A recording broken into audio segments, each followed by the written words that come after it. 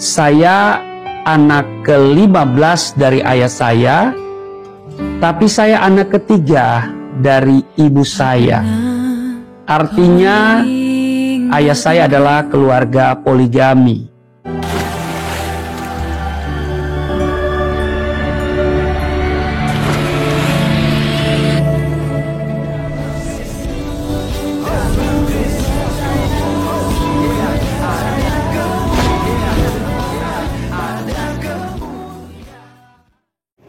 Ya, salam teman-teman sekalian, berjumpa kembali dengan saya Arif Gula di channel TV Laskar Kristus ini. Terima kasih buat dukungan teman-teman semua. Kali ini kita akan dengarkan satu kesaksian seorang murtadin yang kemudian menjadi seorang pendeta, dan tentu saja kesaksiannya sangat memberkati. Bahkan juga banyak jiwa yang kemudian percaya kepada Tuhan Yesus Kristus melalui kesaksian beliau.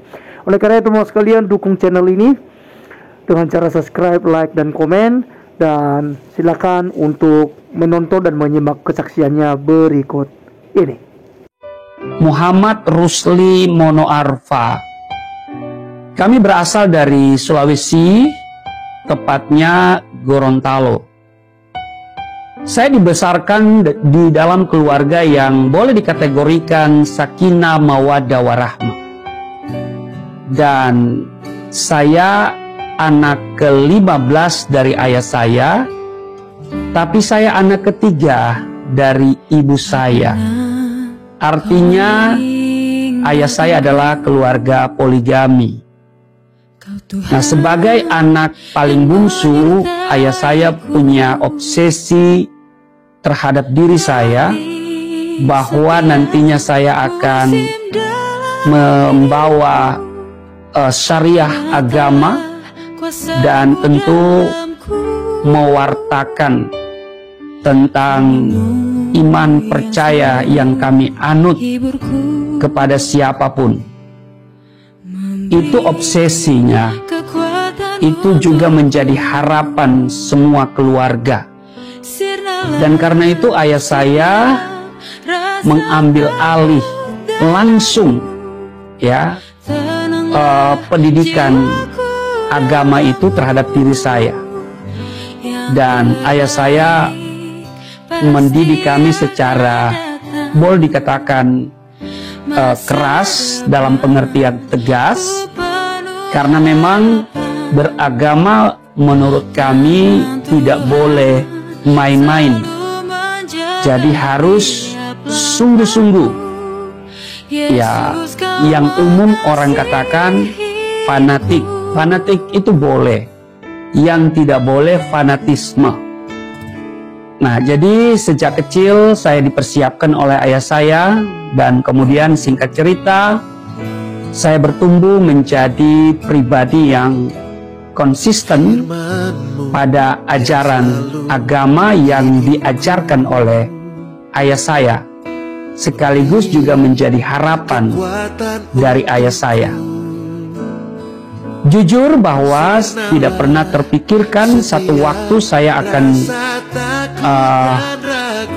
menjadi seorang Kristen. Tidak pernah timbul di hati, tidak pernah terbersit di pikiran bahwa satu saat saya akan murtad. Saya pun seperti orang-orang Islam pada umumnya diajarkan prinsip yang dipegang seperti tertulis di dalam surat yang ketiga di dalam Quran, ayatnya yang ke-19, sesungguhnya agama yang diridhoi di sisi Allah hanyalah Islam. Nah, itu kami pegang, dan karena itu kami menganggap bahwa orang yang di luar Islam itu tidak diridhoi, bahkan tidak pernah berpikir untuk mencari agama lain selain Islam.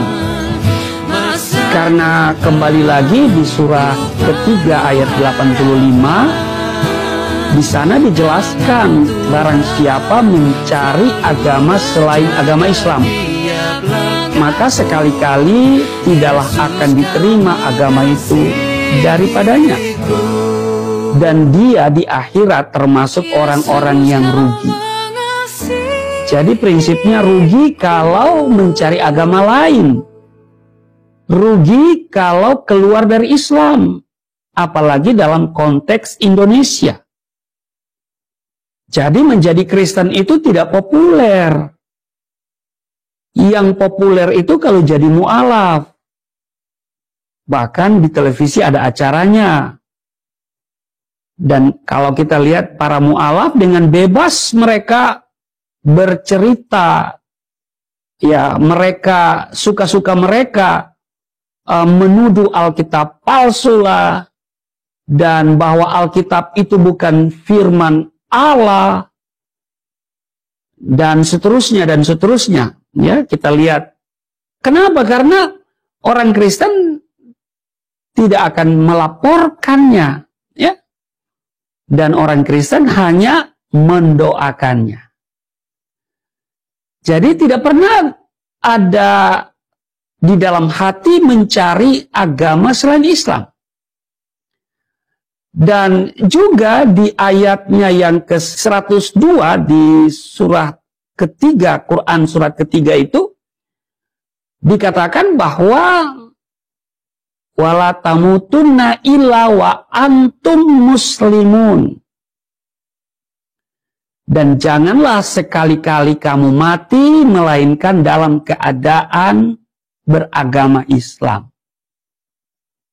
Ini prinsip yang dipegang oleh ya Islam pada umumnya. Dan itu sejak usia dini diajarkan. Maka itu kalau dilihat hari-hari ini terlalu susah orang Islam melepaskan imannya. Iya kan? Lebih mudah memu'alafkan daripada memurtadkan. Iya kan?